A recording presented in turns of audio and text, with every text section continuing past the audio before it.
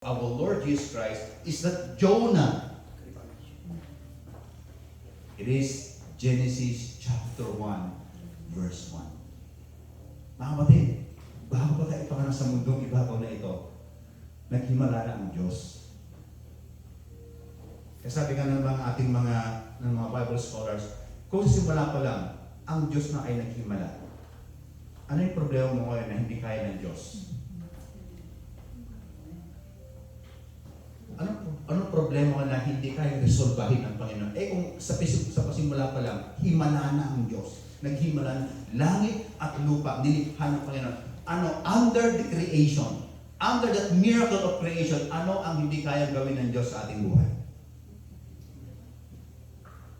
Diba sabi nga ng Bible, for man, it is impossible.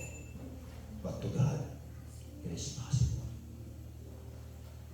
Ano yung pinagdaanan mo na nagbigay sa inyo matinding pait at matinding na nasira ang buhay mo? Na para bang you are now, para ka bang nabasag na salamin, na parang it's hard for you to, you know what, to pick up those pieces at ibalik mo ulit. Maybe for you that's impossible. But you know God, you know what? Kung magtitiwala ka sa salita ng Panginoon, God will make that possible. Kailangan din magtiwala lang sa Diyos ng mga pangyarihan, sa Diyos na naghimala sa pasimula pa lang. Kung yan ang maiintindihan natin mga kapatid, na ang ating buhay pala ay nakachannel na kay Kristo, na ang ating buhay pala ay hindi pala para sa mundo ito, kundi para pala kay Kristo. Mga kapatid, araw-araw mararanasan mo ang refreshment of God's presence sa iyong buhay.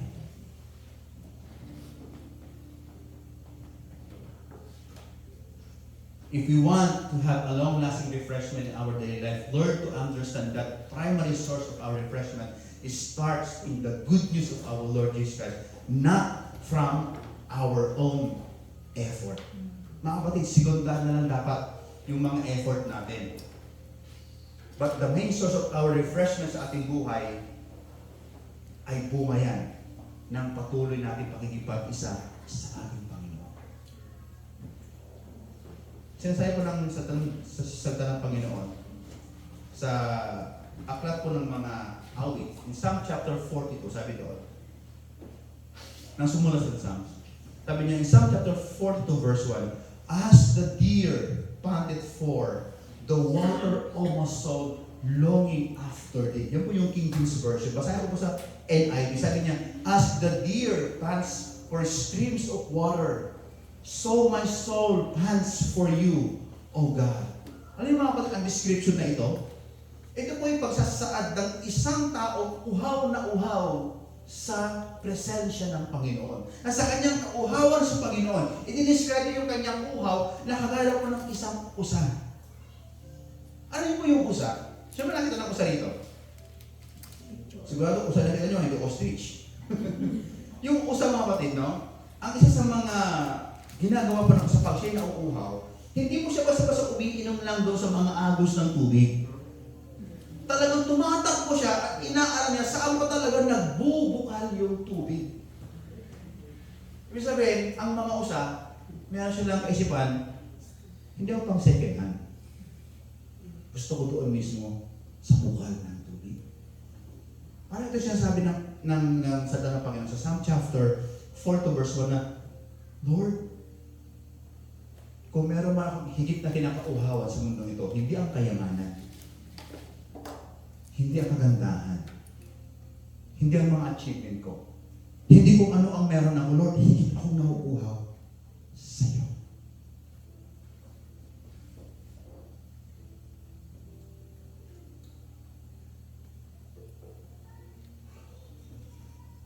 Many people long to be respected. Many people in this world long to be respected. That's why they acquire more. Diba? Para ma-respect ka ng mga tao, anong ginagawa ng mga tao? They acquire more. More achievements, more investment, more possession. Kaya ito sinasabing mali ang mga bagay ito. Don't get me wrong mga kapatid. But if those things are the source of your refreshment. It won't not last. Di ba, masaya pag meron kang bagong cellphone? Di ba, Dylan, ang saya ng bagong sweldo? Oo, di ba? Pero naubos niya.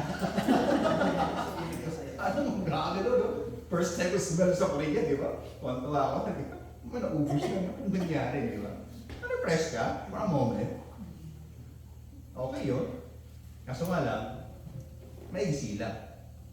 Nung bago yung cellphone ko, sabi ko, wow, grabe, first time magkaroon ng cellphone sa Korea na maganda, di ba? Salamat po sa inyo, mga kapatid, di ba?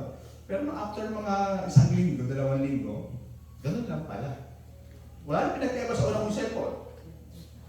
Kasi ginagawa ko naman text, tawag, nood ng video, FB, Messenger. Wala naman eh. Pero alam niyo ba na ang cellphone ay hindi lang ginawa sa video, FB, Twitter, ano man? You know what? Marami pong mga function ng ating cellphone na hindi natin alam kung paano siya gamitin. Eh, tataka ako, ba't may mga tao na gusto nila ng mga iPhone 17? Eh, samantalang kung picture lang naman nila. Pwede kung businessman talaga, talagang sa inyo, mga hybrid na mga gadget ang kailangan mo kasi nga kailangan mo sa negosyo. Sometimes, we acquire things in our life na hindi naman akma na sa ating mga buhay. Di ba? Tapos pag nawala, ayun, sakit na ng ulo mo. Nawala mo yung iPhone 17. 2 million ang bili ko doon. Di ba kayo ba? Iniisip-isip mo yun. Di ba? Imbis nagkaroon nga ng kapayapaan, kaso nga nawala o nagasgas yung cellphone mo, o kaya kung naman yung meron ka sa bahay, nagasgas, nagkaroon ng crack, ano yun, hindi ka nagtatrabaho, ba't may crack o screen? Teka lang, baka ang refreshment mo na ay mga sa mga bagay na nakakawa ka na sa mundo ito. Most of the time, ang mga bagay na yan ay hindi tayo na-refresh. Bagkos, dinada tayo minsan sa isang lugar para ma-depress. Tama ba? Mahalagang mga bagay na mga kapatid. Pero the point is, if you're too much clinging on those things, baka hindi tayo ma-refresh sa araw-araw ng ating buhay. If people respect you only because of your acquisition, position, money, or success, then they may not truly respect you. Because acquired things can disappear. Money, titles, influence, or status. If respect disappears, when those things disappears, the respect was attached to the position, not to the person. Kung inisip natin na naging maayos ang buhay nila pag-uwi sa Pilipinas, galing Korea na, papatayuan ng magandang bahay at you own the respect of your community. I tell you, pag bumagyo ng signal number 4, nag-iba pinatayo mong bahay, hindi ka nila i-respeto. So bakit? Ang nirespeto nila kung ano na ipundan mo, hindi ikaw bilang isang tao. That kind of respect, a respect that comes from the person, not from the position, ang ibig sabihin yan, that kind of respect is a genuine respect rooted in character, integrity, humility, wisdom. Now, that's how we should treat people. Kaya pag meron dumating na mayaman at meron dumating na mahirap, dapat parehas ang ating pagrespeto. Aba, pag-aaralan po namin yan sa aming hermeneutics, di ba? Di ba? Kaya sa Book of James, chapter 3, napag-aralan po namin na doon pala sa unang mga believer na ay meron tinatawag ng favoritism. Mga kapatid, bilang mga ng Diyos, learn to respect people not based on what they have, but based on who they are. Why? Bakit mga kapatid? Dahil sila rin ay nilikha sa wangis ng Panginoon. Maybe they have bad attitude, maybe they have something to be changed sa kanilang katangian, katauhan. But rule number 1, kailangan i-respeto sila dahil sila yung mga anak ng Panginoon. So yun po yung mga ginagawa ng mga tao. Many people love to be respected. So they acquire more. Many people today long to be loved. They try to be pleasing. Maraming mga tao gusto nila, ma-feel nila na mahal sila ng mga tao, mahal sila ng kanilang mga barkada, mahal sila ng kanilang pamilya, and everything. Kaya ang ginagawa nila, they try to be pleasing. Ano ibig sabihin? Ito yung mga nagpapalaki na siya ng muscle. Parang ko na sila, oh grabe, talagang tumigit tayo kay Rodel kasi laki ng muscle. Di ba? Parang gano'n, di ba? Parang, o kaya, nagpapakahusay, nagpapakadulughan sa mga bagay-bagay, no? Baka dahil si Richard kasi malapis sa drum niya, sa gitara yan, di ba? We try to be pleasing sometimes. O kaya, nagpapaputi. Nagiinom ng mga, kung anong mga formula para pumuti sila. Di ba? Kasi ba, anong ginagawa yan? Para lang ma-recognize ng tao at ma-feel mo na love ka nila kasi maputi ka na. You know what, meron kaming joke sa Ilocano. Sa mga Ilocano rito. Sabi nga doon sa joke namin sa Ilocano, saan ka nga nangisip? Di ba? Nalitom ka lang. Hindi ko alam kung paano yung i-translate sa Tagalog. I-translate mo nga chan, di ba? Hindi ka naman talaga maitim. Parang gano'n, di ba? Nangitim ka lang. Parang gano'n. Handa mo talaga nga nangisip. Nalitom ka lang. Kasi Ilocano kasi maganda yun. Hindi ka naman talaga maitim. Parang nangitim ka lang. Parang gano'n, di ba? Kaya mga kapatid, kung ating titignan po yung ating sitwasyon ngayon, di ba? Makita natin, hindi lang po sila nagpapaputi. May mga tao po talaga na gustong-gusto nilang magparitoke. Ilan na nabalitaan nyo sa TV yung nagparitoke na imbis na gumanda, lalong hindi nakilala. Di ba? Na, patangos ng ilong, nagpagalaw ng labi, no? Nagpalaki ng kung ano-ano. Kaso nga lang, nauwi sa mas matinding sitwasyon. Kasi nga, bakit ginagawa nila yun? Because they want to be loved. Kaya ang ginagawa niya, they try to be pleasing to others. Na mas matangkad sila, mas maputi sila, mas macho sila. Kaya ngayon, mga kapatid, kung titignan natin ngayon, lahat na yata laksa-laksang mga fitness motivational instructor ang makikita mo na sa internet. No? Laksa-laksang mga beauty regimen nga na naglalabasan. Pampaganda ng skin, di ba? Lahat na ng pampa nandyan na. Pampabilog, no? Pampapayat, pampataba, ano gusto mo gawin sa buhay mo, di ba? Nandyan na lahat. I-search mo sa internet. Consult ChatGPT. Pampatubo, di ba? Lahat na, napampa nandyan na. Mga kapatid. May pampaulat ng buhok, may pampakulot. Pampabata. Alam niyo po, sino pong nag-botox na rito? Wala pa, di ba? Mahal niya kayo, di ba? Mag-practice lang yun, di ba? Hindi pa nakarating. Di ba? Wala pang botox. Di ba, alam niyo po yung mga botox, di ba?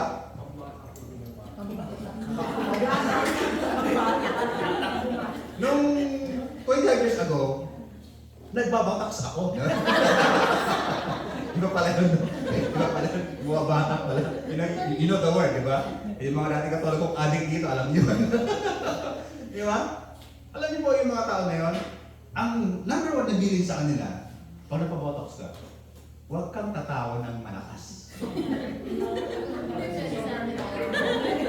Is talagang nanganatawa, di ba? Huwag na huwag mong gagawin. Kahit tawa mo lang, tatawa ka ng mga tayo. Hindi ka lang. Hindi na. Kasi bakit? Masisira ang mukha mo. Yung binana, pag tumawa ka ng malakas, babalik uli yan. Sayang yung pinanggastos. Yan ang sabi ng Bible, di ba? Laughing is the best medicine. Tapos titipin mo yung kawo dahil nagpabotox ka. Tinipid mo yung kasiyahan mo sa buhay, mga kapatid. Di ba? Laughing is the best medicine. If you're always laughing, You need medicine. Oo, yun. Or laughter is the best medicine, but if you're always laughing, teka lang. You need medicine. Pero bakit, maraming mga tao, yun ang kanilang refreshment. Ewan ko lang, correct me if I'm wrong sa mga babae. Sa mga babae, nakaka-refresh daw kung mag-shopping. Amen! Tao ba? Marami na shopping. Para bang siya, no? Parang kasama rin. Window Parang kasama rin tsaka si Sister Risa. Parang kasama rin si Risa, di ba? Kasi nga sabi ko, alam ko yung malapit na no-brand dito, pwedeng lakarin, di ba? Ako naman, lakad tayo, punta kami. Sabi ng dalawa, tingin lang talaga ako, ito bibili. Sa loob ko, kalokohan niya. Ayaw, pag uwi nga namin, nag-taxi na kami. Kasi hindi ko madala yung mga bitbit. Di mo tayo nagbuwal ng Bible kung ano yung meron tayo, gamitin natin. No? Kung binasa ng Panginoon finances, bilhin mo yung gusto mo. Pero isa lang ang tinuturo ng Biblia. Isa lang ang pinapaalala ng ating ng salita ng Panginoon na dapat ang ating refreshment ay hindi nagmumula sa mga bagay na yan, kundi nagmumula mismo sa katangian ng ating Panginoon Jesus. Amen. Na mawala man yung mga bagay na yan, mawala man sa kamay mo, di ba? Ang mga bagay na yan, you know that there is eternal refreshment that you can feel, that you can do every day. That is in the Word of God that comes from our Lord Jesus Christ. Yun yung ating identity. Kaya ang mga apostol, marami sa kanila, sabi nga, kung ating titignan ang buhay ng mga apostol, totoo lang, wala namang talagang naging multi-leader sa kanila. Nung panahon nila, yung apostolic era, kung ating pag-aralan, Peter, Mark, John, Apostle Paul, everything. Sabi nga ng mga commentators, bakit ang mga apostol na to, hindi naman sila naging mayaman. In fact, sila pa ngayong nawalan. Pero bakit sila nanindigan sa pangalang Jesus? Isang bagay lang kaya lang natagpuan mga kapatid. Na-refresh ang buhay nila. Natagpuan nila ang tagapagligtas nila. Mas naging fulfilled ang buhay nila when they found out their Lord and Savior. Kaya sabi ng Apostle Paul sa sulat niya sa Philippians chapter 3, kapatid, kung payabangan ng buhay pag-uusapan, number 1, isa akong Hudyo sa mga Hudyo. Galing ako sa angkan ni Benjamin. Kung pagiging isang masunurin sa ating Jewish custom, isa akong Pariseo. Pero you know what? Lahat ng mga bagay na yan, basura lang pala nung aking nakilala ang aking tagapagligtas. Grabe, Apostle Paul is a living testimony na iniwan niya ang lahat ng kanyang kayamanan para lang ipangaral at sabihin sa mga tao, you know what, ang ating buhay ngayon ay hindi na sa mundo ito, na kay Kristo.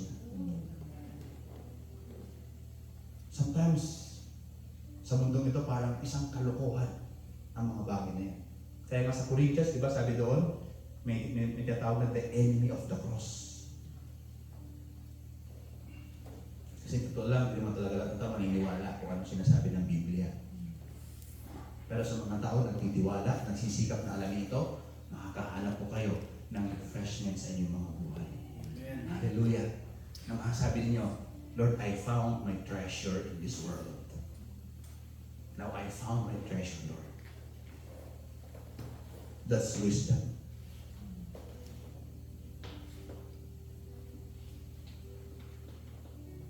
Kaya nga sabi doon sa Psalm chapter 42 verse 1, as the deer pants for the stream of water, so my soul longing for you, O God.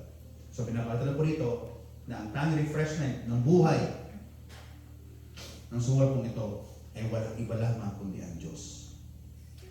Parang sinasabi niya, Lord, totoo lang, nabubuhay lang ako dahil nararanasan kita.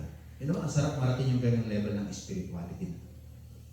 At talaga pwede mo nang sabihin, I can live because now God lives in me. Di ba nung tayo naman nanalig sa Panginoon, wala namang tremendous things na nagbago sa atin. No? Same pa rin yung mundo ating kinalalagyan, nagtatrabaho pa rin tayo, pareho pa rin naman yung mga natatanggap natin na pera dito po sa Korea, di ba? Won pa rin. Siguro, may iba siguro tumatanggap ng dollars. Pero kumbaga, there's nothing change in an external view of this world. But inside of you, there's something bigger word that shouting and refreshing your soul. Kaya sabi nga nila, pag tao ka, dapat dalawang bagay na iintindihan mo. Dalawang mundo dapat ang kailangan maintindihan. Ang mundong nakikita at ang mundong hindi mo nakikita. That is inside of you. Dahil sinabi nga nila, lahat daw kung nang nakikita dito, from the physical world, start from the inner world. Let me discuss this for a while. Noong 1901, wala akong aeroplano. Kaya kung noong 1901, gusto ko pumunta ng Korea, I sad to say, wala ako noong passport. Para sumakay ka ng aeroplano. Wala akong aeroplano. Wala pa. Pero dahil may dalawang magkapatid, na nangangarap sila na may lumilipad na metal. At binabahagi nila yun sa kanilang kapanahunan. Nagkatawanan ko sila mga kapatid. Sabi niya, ibon lang ang lumilipad. But you know what? In 1901, before the end of 18th century, ito pong Wright brother na ito, they successfully flew from the Atlantic. At dyan na nagsimula ang salitang eroplano. Ngayon, pag klase ng eroplano, di humili kayo, pag uwi ng Pilipinas, anong gusto nyo sakyan? Air9, PAL, Cebu, di ba? Air Asia, pwede na mamili ngayon. Pero nagsimula lang sa isang imahinasyon ng dalawang tao. Sabi sa'yo mga kapatid, kung ang iyong inner world ay refresh na fresh dahil po sa kalooban ng Panginoon, ang pagtingin mo ngayon sa outside world ay fresh din. Amen ba? Because what you see in the external world reflects on what is happening inside of you. Tama? Pag may mga tao maramdamin, may mga tao naman hindi. Kasi nga, nire-reflect nila kung ano lang yung nasa loob ng kanilang pagkatao.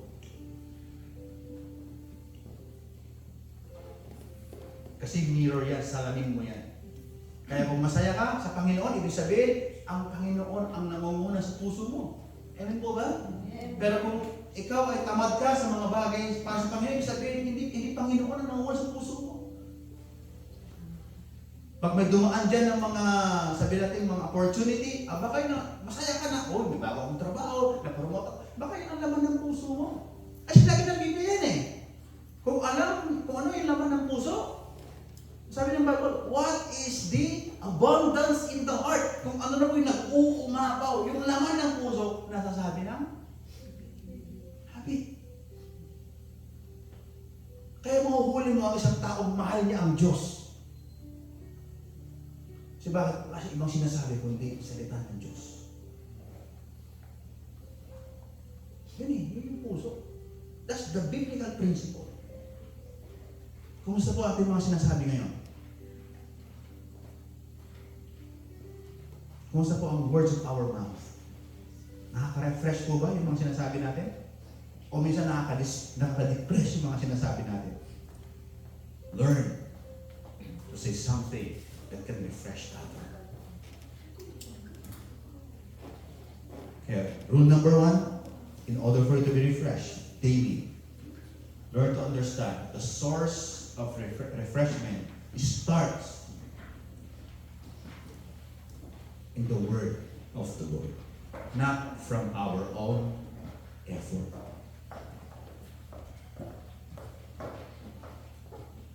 Ang kasiyahan, refreshment po natin ay nagsisimula lagi sa Panginoon Hesus, hindi dahil sa ating mga ito.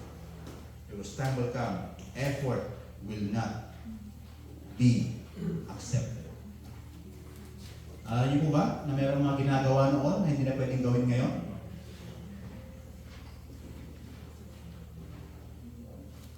Dati po, pag kayo ay mag-message, naghahanap ka ng kartero. Sino po nakaabot mo? Pupunta sa post office dyan, di ba? Sa La Union, sa Rosario, sa sa Stationary. stationary, didila-dila pa, di ba?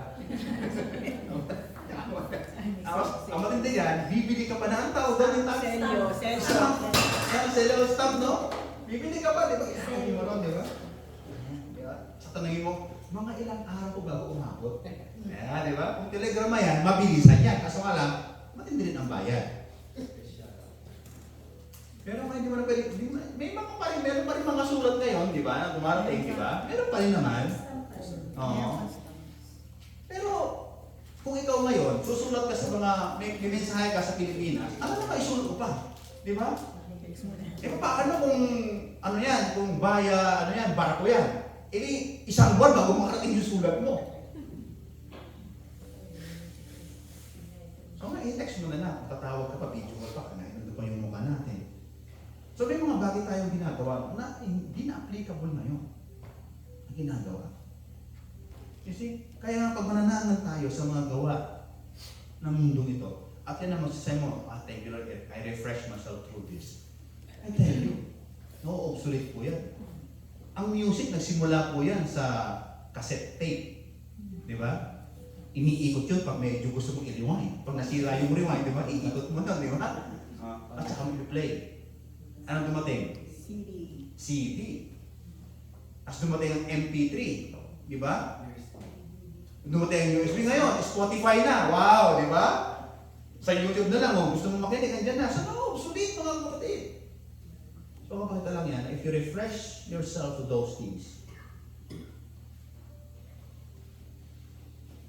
hindi ma-refresh ng buhay mo. Because those things will become obsolete. Pero pag ikaw, ay tutunan mo, na ang lahat ng aking kasiyahan ay nagsisimula lang kay Kristo. Mga kapatid, meron kang isang kasiyahan o refreshment na hindi naubos.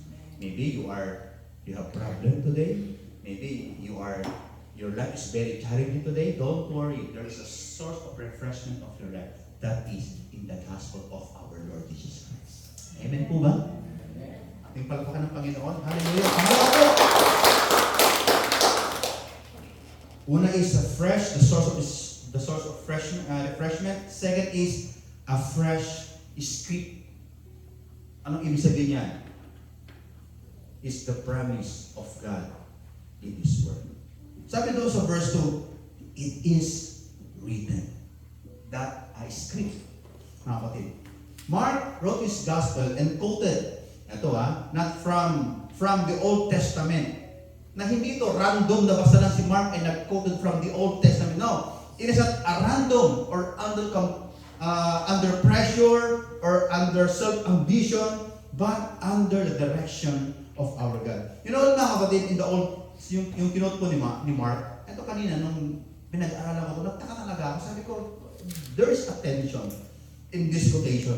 Kasi yung quotation ni Mark sa Isaiah, sabi niya ron, this written to the prophet Isaiah. Pero nung pinuntahan ko po yung reference ni Mark, 3 books in the Old Testament ang pinagkuhanan.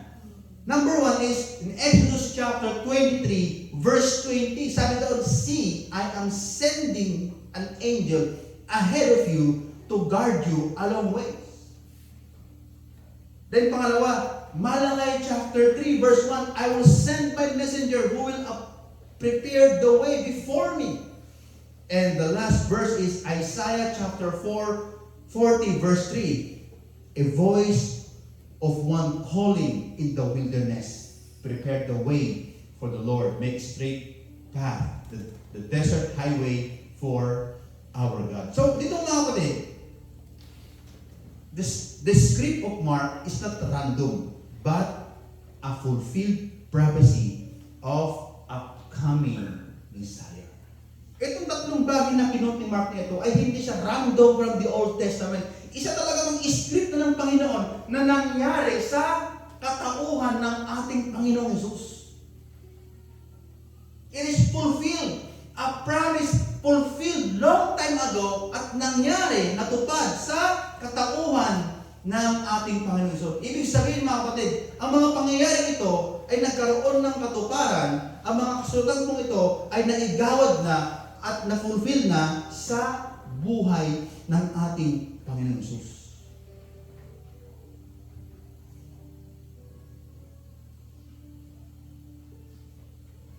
Kaya mga kapatid, ang tanong, sa panahon ngayon natin, tanong ko sa inyo, alam niyo na ba ang script ng Diyos sa buhay niyo?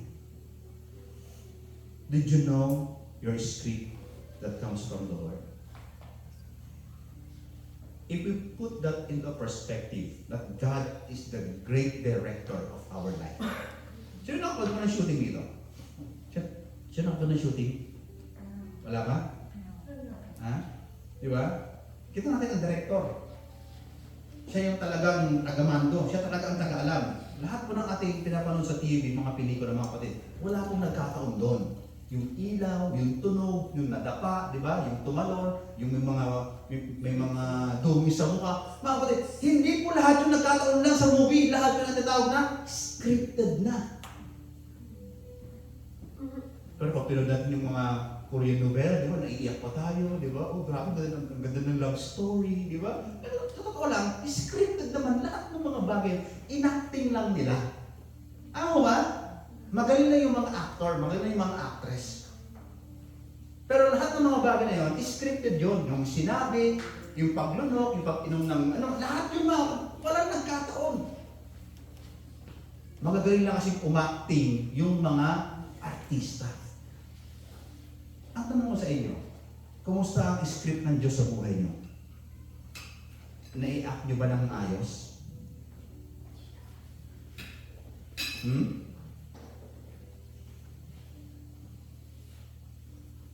Many people today have their own script. I will give some.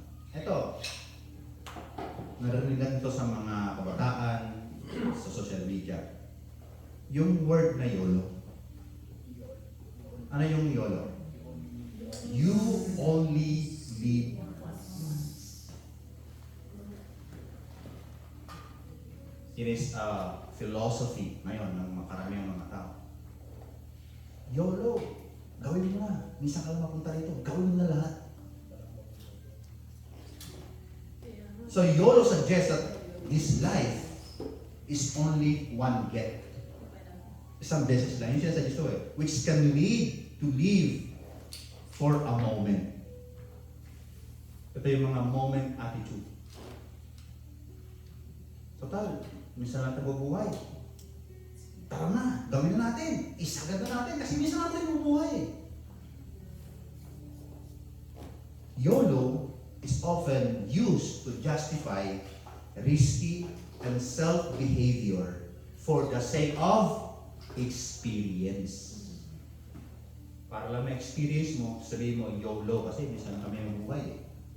Gagawin mo na to. Anong sabi ng Ecclesiastes chapter 11 verse 9? Open your Bible. If Brother Easton post this one.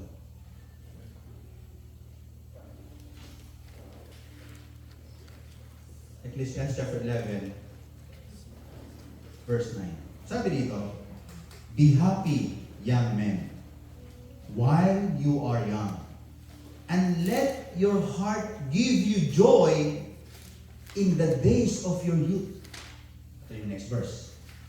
Ecclesiastes chapter 11 verse 9. Sabi dito, follow the ways of your heart, and whatever your eye see. Ito yung kabi.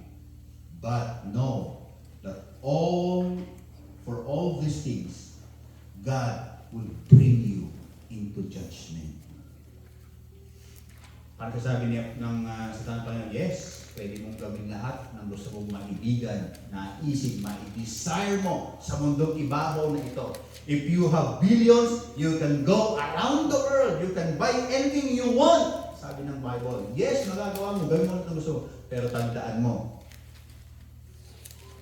ang lahat ng bagay ito ay may paghahatol din ang Panginoon.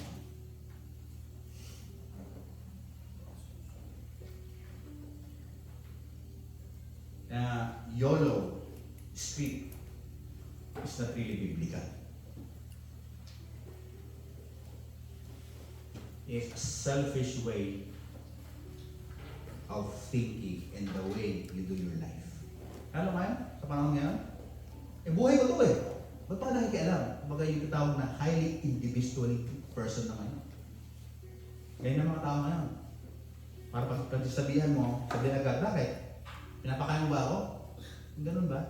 Para ang titigas na ng ulo ng mga tao ngayon, mga kapatid, totoo lang. Hindi na sila pwedeng pagsabihan, pang-aralan. They live in their own. That's the danger of people today. Kaya sabi ng Bible, time will come. Magkakaroon lahat ng paghahabol ang Panginoon. Ano ba? Yung mga naririnig natin. Minsan ina-advise sa atin, be true to yourself. Follow your heart. Hanggat wala kang nasasagasan, wala ka namang inaapi, go for it. That's your happiness. Diba? Ganyan nga yung mga tao ngayon, diba? Friends, huwag kang malungkot. Go for it. Follow your heart. Come on. Be happy. Dapat maging masaya ka. Huwag kang malungkot.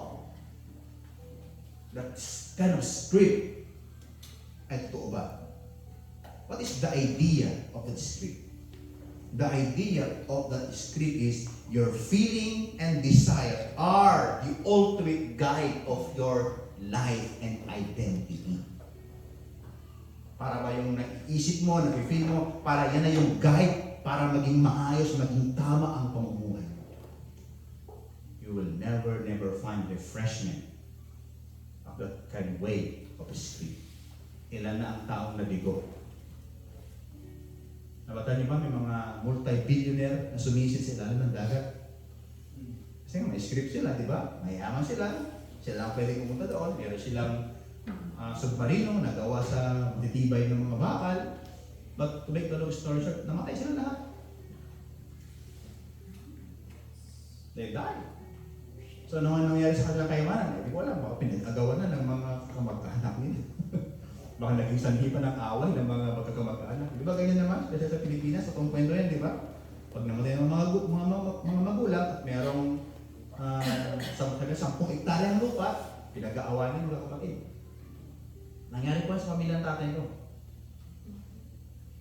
Meron po kaming 5.5 hectares na lupa sa Rosario, La Union.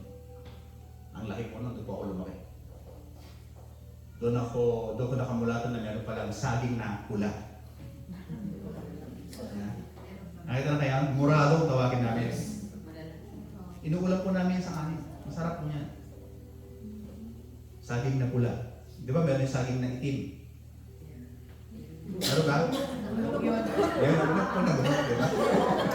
Green, di ba, na saging meron. Pero iba talaga yung saging na yung red. Alam ko, alam nyo rin yun. Alam nyo ba, sinasabi po namin sa rice. Tawag namin doon murado. Di ba? Tawag namin doon murado. Tapos yung red na rice din. Meron.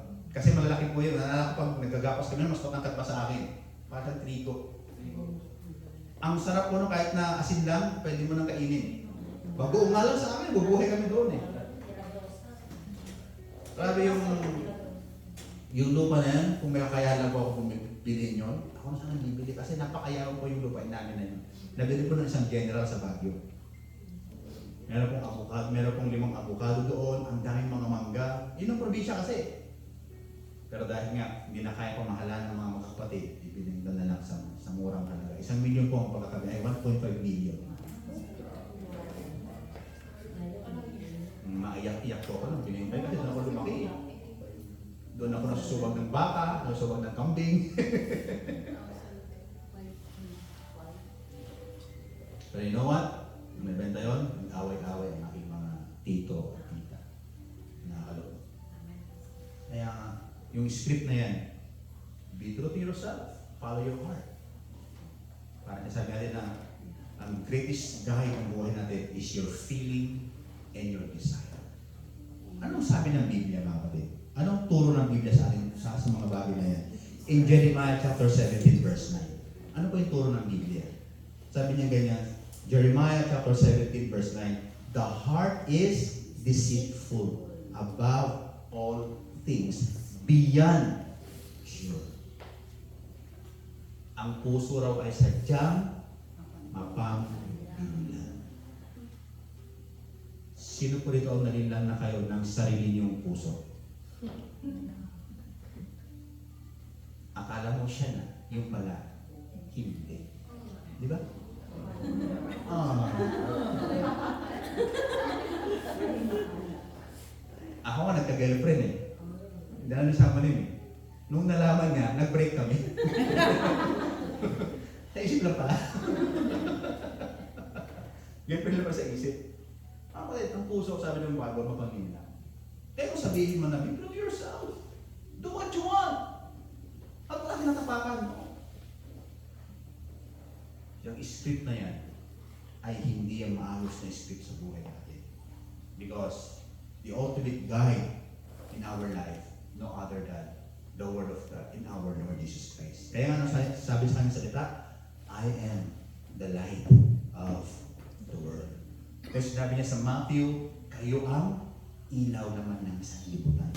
So sa mga nananal sa Panginoon Jesus, na siya yung ilaw ng sanlibutan, yung mga tagasunod, sila naman yung ilaw ng sanlibutan. Yun yung guide.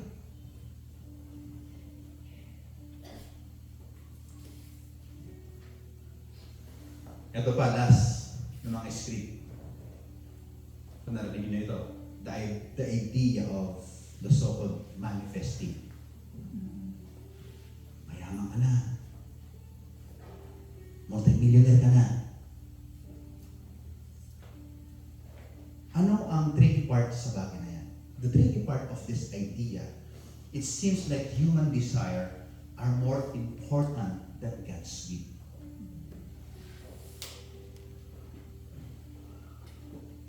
It teaches you to command the universe to give you what you want.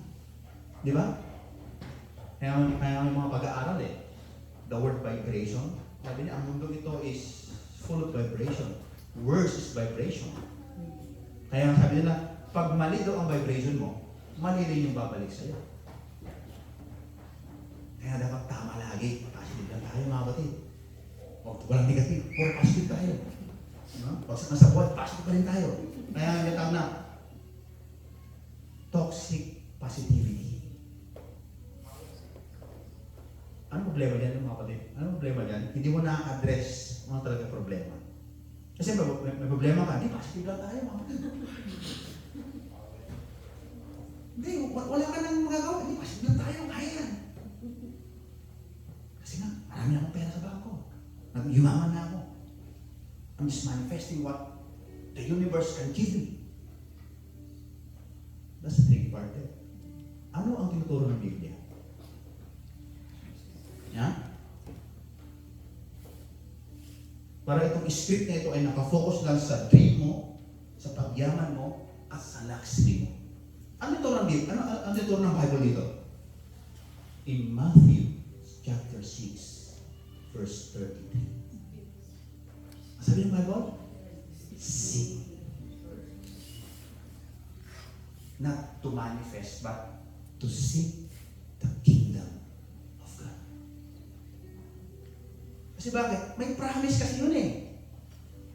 Na yung minamanifest mo, at the end of the day, yun din naman yung ibig kasi, di ba? Seek first His kingdom and His righteousness, and all of these things shall be added unto you. Pero ang tanong ko mga kapatid, pag naranasan mo na ang kaputihan ng Panginoon, hindi ka na maghahagad ng ano ba? Ay, sapat na yun sa buhay.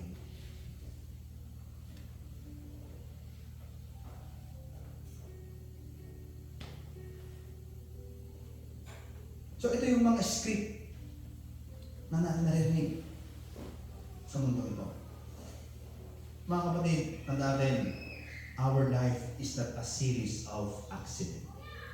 But rather, God bring your story into a completion of His will. Kung ano man yung pinagdaanan mo sa buhay, mga kapatid, pangit man yan, maling desisyon man yan, ano man yung nangyari sa buhay mo, tandaan mo, hindi na nagkataon.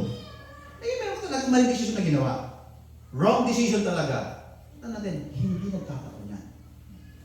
But God allow you to experience it because He is preparing you for something greater ahead of you. Amen po ba?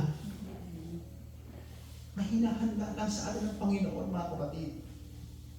Maghintay ka lang. Yes, alam ng Diyos, makasaktan ka. Yes, alam ng Diyos, talagang masasyagan ka. Alam ng Panginoon yun. Pero may pangako siya. God is near to those who are broken-hearted. Tiwala tayo. Kailangan alam mo lang yung script mo sa panahon na tina-challenge ka ng mga pagkakataon. Amen po ba? Ano yung script natin pag tayo dumadaan matinding pagsubok? You know our script? God rebuke us. Me and Ami, nung dumaan kami sa matinding pagsubok. Na dapat yung script namin, Lord, alam namin, pagdaanan namin hindi. Nag-question kami, Lord, bakit ka ganyan? Sabi na, Lord, hindi yung script pinilay ko sa'yo. Ba't yung sinabi mo? Dapat pala, Lord, tiwala kami sa'yo. Para yung script na Apostol Pablo, di ba? For our, kami nabubuhay na hindi sa mga bagay na nakikita, kundi sa magitan ng pananampalataya. We live by faith, not by sight. That's the powerful script. Ano ngayon kung nagkarambulan na ang bansa sa bansa? Apektado lang ang ekonomiya lahat ng bansa. I have my own script that I need to live not by my eyes, but by my sight and by my faith. Yan ang script. Maybe maapektuhan ka, pero alam mo, Lord, higit pa dyan ang gagawin mo sa akin. Amen ba? Maybe, Lord, naging mess ang buhay ko. Parang yung word sa Tagalog na pinagsakluban ako ng langit at lupa. Di ba? Kung alam niyo kung gano'ng kalawak yung langit, di ba? Ang lupa lang maliit, magmahal po yung mundo pag lalabas sa outer space, di ba? May mga kasaklob sa'yo at wala pong andon, wala pong hangganan yun. Parang yung gusto na parang pasangko ang daigdig. Pinagsakluban ako ng langit at lupa. Sabi ng Lord, teka lang, alam ba yung script mo sa mga panahon na yan? Yung pag kayo nanonood po ng movie, o tayo yung manood ng mga The Making. Di ba? May mga script talaga eh. Pero you know what, the good thing is, sometimes, yung mga actor, mali-mali yung sinasabi. The good thing is, may take 1, take 2, take 3, take 4, take 5. Ganyan yung Panginoon. Maybe nagkamali ka ng script. You know what, the good thing about the Lord? God will give you the chance to say it again. Amen ba? Amen. To do it again. Come on! Nataba ka! Come on! Sabi ni Lord, script! Nakutan ka! Sabi ni Lord, sabi mo lang yung script! Nahihirapan ka! Sabi ni Lord, sabi mo lang yung script. Hanggang sa ma-perfect mo. At maging maganda ang istorya mo sa mundong ibabaw na ito. Amen? Hallelujah. Pero talagang makalimutan yung book ni Joyce Meyer. Yung Beauty from Ashes. Grabe yun. Ay kung mga kababaihan, pag pinasa po ninyo yun, you can download in the internet, PDF, libre na yun. Doon kinuto ni Joyce Meyer yung kanyang buhay. Na bata pa lang siya, talagang molested na siya ng kanyang stepfather na nasa Gero. Wala talagang magandang family figure si Joyce Meyer. So lumaki siya, nawala na shattered yung kanyang tanaw sa pamilya, sa sarili, everything. So you know what? Nung nalaman na ang kanyang script, nabigay sa kanya ng Diyos, ginamit siya ng Panginoon para maraming mga kababaihan din ang ma-empower, magkaroon ng pag-asa sa kanilang sitwasyon. Ano po yung script nyo ngayon?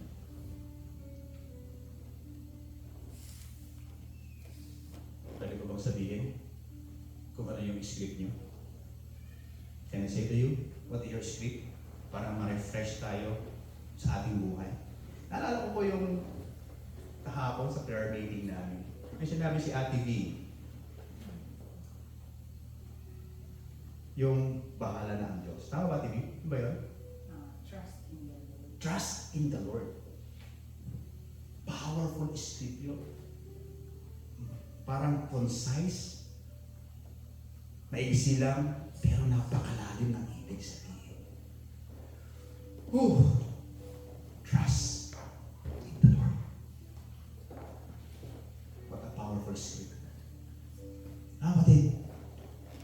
Alam niyo ba yung script natin? Hindi mo na kailangan mag-invento ng script. Kasi bakit? It is already written. Amen ba? Ang script natin, naisulat na. Hindi mo na kailangan mag-invento. Paano ka maging masaya? Naisulat na, mga kapatid! Paano kayo maman? Naisulat na ilang multi-millionaire na ang nag-aral ng Biblia na natuklasan nila na nandito ang formula ng pagpapayaman. Harvard University. Lahat ng kanilang mga program nakabase po sa Biblia. Kasi bakit? Nandito na yung script. Problema sa atin kung ano-ano yung script na ating pinapakinggan at binabasa. Script ng mga kapwa mo, tao, na wala rin naman napuntahan sa buhay. Yun ang mga yung mga kapwa natin sa paligid na pinaniwalaan natin na sila na mismo, wala ka sila magawa sa buhay nila eh. Pero we follow their script. Pero ito mga kapatid, isa ng Panginoon, ito ang script na binigay ng Diyos sa atin. Kaya kung gusto ko ating ma-refresh ating buhay araw-araw, learn to memorize your script. Amen po ba? Learn to memorize your script. Seek first His kingdom and His righteousness, and all of these things shall be added unto you. Mapalad ang mga tao na titiwala kay Yahweh, pagkat sila ay magagipalad ng Panginoon. Mapalad ang mga tao may malinis ang puso dahil makikita nila ang Panginoon. Yan yung mga script na dapat kinakabisado natin.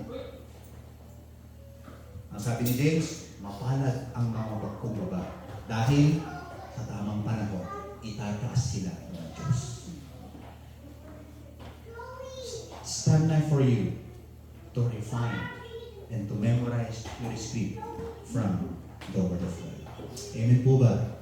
Hallelujah. Sabi doon, a voice calling on the desert, preparing the way for the Lord, make straight path for Him. The word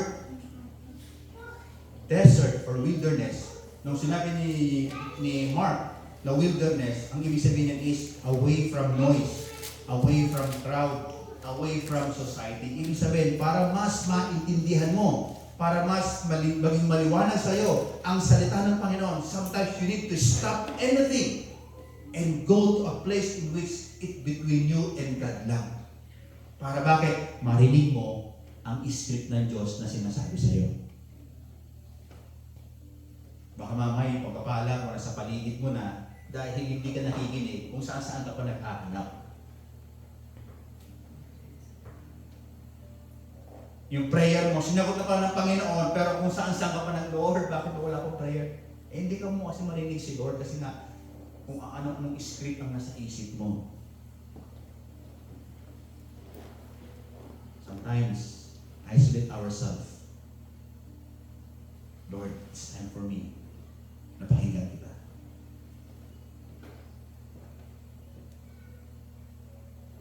And sabi dito, prepare the way for the Lord. Make straight path for Him. Symbolizes that yung ating buhay, the word is straight. It means we need to align our life to the Lord. Alisin yung mga sagabal para hindi natin makita at makuha ang nais ng Panginoon. Ano ba yung sumasagabal sa Panginoon? Ibig sabihin mga kapatid, na i-align mo ang buhay mo sa Panginoon. Kahit na gaano ka ka-gifted, ka-talented, ka-charisma, kung ang buhay natin ay hindi align sa Diyos, maaari ang mga tao sa iyo natutuwa, maaari ang mga tao sa iyo talaga naman, grabe, sayang-saya sa ginagawa mo. Pero kung hindi ka naman nakakalugod sa Panginoon, sapagkat hindi talento ang pangunahing hinahanap ng Diyos, kundi pusong matuwid, pusong surrender, at handang sumunod sa Panginoon. Yan ang hinahanap ng Diyos.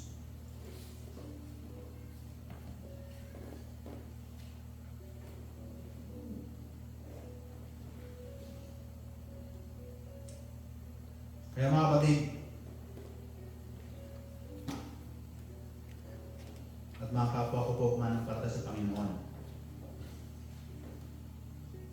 a fresh start is not something that you need to build from the scratch again. It is an open heart and humbling spirit to welcome and accept the King of Kings and the Lord of Lords in your life. Yan yung gusto ng Panginoon na mangyari sa akin. Napanood niyo po ba yung pagpunta ni Donald Trump, I think in Dubai? Dubai yata yun. Meron ng mga meeting. Isa kasi ng mga leaders ng mga bansa, may mga summit meeting yan sa iba't ibang bansa. Minsan, tataon doon sa ibang sa Asia, ang mga West ang sa Asia, I think that's Donald Trump na nakita ko. You know what? Bago dumating si Donald Trump doon, mga kapatid, pinadala na yung tatawag na presidential car niya. Then in-explain, yung limousine yun, di ba? Na kotse. Inawal yung kotse na yun. Ang tindi pala no? Kahit pala barilin mo yun, kahit natapunan mo ng granada, kahit na tirahin mo ng missile, hindi pala basta-basta nawawasak yun. At sa loob ng kumpleto, nandoon din yung reservang dugo, nakadugo ng tulad ng presidente in case na worst case scenario. Nandun na rin yung lahat and everything. So ginawa ng US, nagpadala na sila ng mga advance team kasama po yun bago dumating. Kumbaga, 2 weeks prior dumating si Donald Trump. At lahat po ng dadaan nila is kailangan clear. At least 10 miles yung layo, yung radius. Kailangan clear yun. Kasi may mga sniper kasi na kaya umabot ng ngayon kaya umabot ng 2 milya yung kanilang bala. So kailangan at least 10 kilometro. Clear dapat yun, radius yun mga kapatid. So habang si Donald Trump nakasakay doon, meron siyang escort. Napakarami, di ba? Makita natin, di ba? Maraming mga kotse, meron pang mga motor. At di lang yan, meron pang air yard. Ang matindi ngayon, meron ng drone na nag-i-scan sa mga building for possible threats. It's clearing the way. Nakapatid, sa pagbalik ng Panginoon, sino po ang mga advanced team niya sa mundo nito? Ha? Ang mga anak ng Diyos. Amen. Are you ready to clear the way of the Lord? First, dapat sa puso natin. Clear na dapat yung daan ng Panginoon dyan. Dapat wala nang galit dyan, wala nang inggit, wala nang anumang pride sa puso natin para clear na ang pagdaan ng Panginoon. Ito yung 3 bagay na nais ng Panginoon para ma-refresh tayo everyday sa Kanya pong presensya. Ano yung number 1? A fresh source of refreshment. This start with God's news, not in our effort. Ano yung pangalawa mga kapatid? A script is the promise of God in His Word. And the last is a fresh space. Isang lugar na kung saan doon mo namimit ang Panginoon sa iyong buhay. Kaya mga every Sunday, let us meet God in this place, mga kapatid. Come every Sunday. Anumang pagod mo, anumang busy mo, tandaan mo, sa isang space na pwede mo meet ang Panginoon. Eto, pwede mo meet si Lord dito. When you worship the Lord, when you give Him praise, pwede mo meet ang Panginoon dito. Kung ikaw naman sa trabaho mo, mag-alat ka lang, bago bumangon, maybe punta ka muna sa CR, di ba? Mag-pray ka doon, mga 5 minutes, o kaya 10 minutes, just to meet the Lord. Just to clear everything. Marinig mo muna ang boses ng Panginoon. Kaya mga kapatid, let's come to the Lord. Let's start our life in a day in which it refresh our soul. Hallelujah. Tayo po lahat ay nanalangin. Habang po tayo ay nanalangin, nadako tayo sa isang mahalagang pagsama sa Panginoon, yung pong pagbibigay ko ng communion.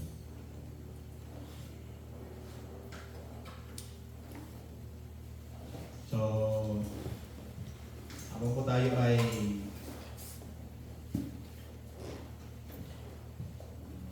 nakikinig sa salita ng Panginoon sa 1 Corinthians chapter 11, verse 23. Tawagan ko po si Brother Ace at Kuya Andy to distribute the element of communion. And after that, we will pray. Siguro, gawin naman natin